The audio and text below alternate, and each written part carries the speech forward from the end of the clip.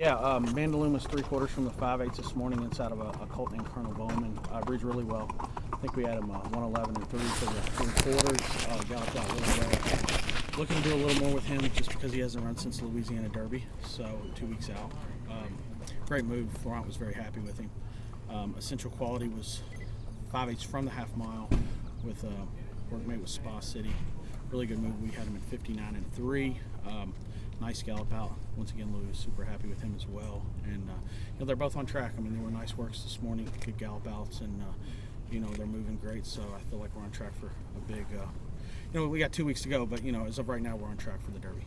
Both colts. What will you be looking for with your final work for them? Probably not quite as much. Just as long as they're into the bridle, taking the jocks or riders around there, the right way. So that's what we'll be looking for more than anything in the final work. He looked like he was doing it easy. Yeah, both colts, well within themselves. Once again, riders were super happy with them. The racetrack's tight this morning. Exactly why we're doing this at 5:15. This is what we like for our stable, our horses to work early if we can, and it worked out really well. What does it buy you to work this early? A tight racetrack. We like a real tight racetrack. We tend to work a touch fast. I mean, we like our horses to skip around there. As long as they're well in hand, and they both were. So that's what we're really looking for, and I feel like we achieved that this morning. What are the keys for the next 2 weeks just to get there? Just kind of more of the same. I mean, especially with Essential Quality. I mean, he's been so good, and Mandaloun as well. I mean, they've been so good for so long. You just kind of like, man, you just want to stay right where you are. You don't want to change anything. They've been training well. Just continue to do that. And hopefully, there's a lot of variables with the Derby. I mean, you got to get a good draw, you got to get a good trip. But as far as what we can do, just more of the same, really, to be honest with both of them. Mandaloun's had a couple of really sharp works here now the last couple of weeks. Has he come out of the Louisiana Derby well and looks to be coming into this the right way? Yeah, pretty much more of the same with him. That's what's kind of makes you scratch your head with the Louisiana Derby. I mean, it was not what we were expecting. We thought he was favored for a reason with what he had accomplished prior to the Louisiana Derby and how he had trained. Gives us a lot of confidence. He obviously just was not himself that day. We could not find any physical reason. I mean, I kind of wish we could have, but we couldn't. So we're just drawing a line through it, and hopefully he'll move forward again. So is this the whole Thunder Goats theory, bad prep and then bounces back and wins? Yeah, no, there's no doubt about it. And he was a little wide in the Louisiana Derby and up close to somewhat of a hot pace, but really no excuse there because both horses that were inside of him stayed on, and he did not. So I can't use the pace as that much of an excuse, but yeah, like you said, I mean, I'm hopeful that he can bounce back and get back on the winning track. Does that give you any question about the distance? I mean, he did win the Risen Star at 1 1/8, but then at 1 3/16. No, it didn't because to me he was done at the 3.5 that day. He just wasn't traveling well. So traveling well is in taking the rider there, not as if he was physically anything wrong with him. He just wasn't taking Florent up to the leaders like he should have been. Florent was having to ask him while the leaders were the leader was still kind of under a hold. So no, the distance I don't think is going to be an issue. He's out of an Empire Maker. Judd Mott does a lot of research. Obviously, they have the mare, and he's a homebred, and he comes from a family that should be able to get the mile on course. What's your take on the field? It seems like you have found out one of a bunch of horses right after that. It's a good group. It's a very, very good group. I do feel like Essential Quality deserves to be the favorite with what he's accomplished in his 5 starts. But aside from that, I mean, it's basically he, Mandaloun. They were some of the better horses in their region. Now that's what basically the Kentucky Derby is. It's kind of like the Final Four. You're bringing all the horses from every region, and now it's a collection of very good horses, and we'll see how it works out. What's the status of Caddo River?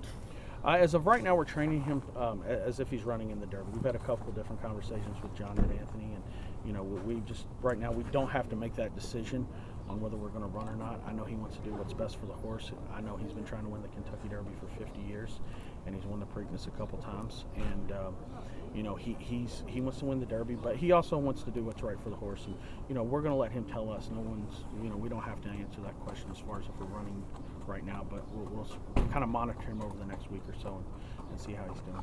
Can you reflect How'd on Travel Colin come out of her work yesterday? Really good. She's really moving well. The work was fantastic. She's a great workhorse, and I'm looking forward to the Oaks.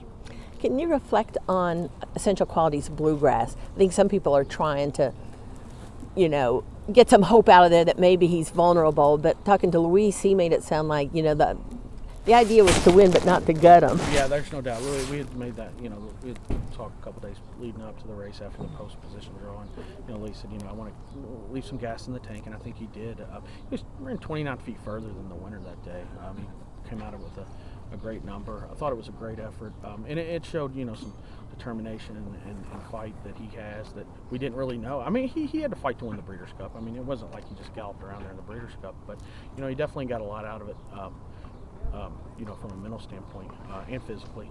So I thought it was a huge effort. The numbers were all exactly what we wanted to see, and I think if he's got another step forward in him, he's going to be very tough to every day. Has he had that step forward since, Brad? Yeah, he's continued to get better every race. From the time he broke his maiden Breeders' Futurity, then Breeders' Cup, and then he popped with a really good number in the Southwest. I thought his Southwest number was really good. He raced 3 wide on a muddy track, and then came back and moved forward again in the Bluegrass. Really with all these horses, you're hoping they don't regress. He's not giving us any signs of regression, based off what he physically looks like and how he's training. So, I do think he needs to step forward one more time, and I definitely think it's possible, just given the fact the way he looks physically. My colleague Ed DeRosa marks essential quality of a 7-2 quote and Mandaloun 20-1. I'm interested in your assessment. Should they be that far apart? Oh, watching them train, no, I don't feel like it. I don't care if they're 2-1 or 200-1, to be honest with you. But I'm not betting them. But it's probably not. But obviously, I'm the one on the inside, watching them breeze. Mandaloun's a very good workhorse. He gives you a lot of practice. But honestly, based off of their last performances, yeah, there probably should be some separation for sure. Just don't know how much. And just a question about Mandaloun. On this flight in 5 minutes. Go ahead. Mandaloun. Just are there any concerns after that last run about his confidence being dented heading into his next race? I guess you could always,